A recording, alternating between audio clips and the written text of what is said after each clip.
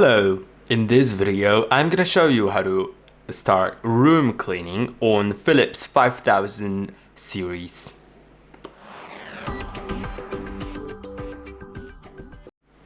To do it, go to the room section in the app. Then you can start cleaning by selecting the rooms. I only have one here, but if you had multiple ones you can just click to select or unselect. Now you can change the cleaning method by clicking on cleaning method, and you can set it to vacuum and mop, vacuum, mop, quiet, or intensive.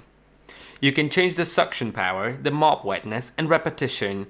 For things like vacuum, I would need to remove the mop, so never mind.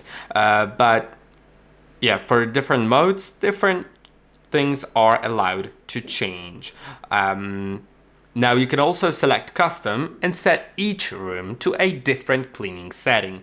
I'll do everywhere the same because I have just one room, but yeah, that is basically it. You can now start cleaning by pressing on start. I hope that this video was helpful. Don't forget to like and subscribe, and I'll see you in the next one.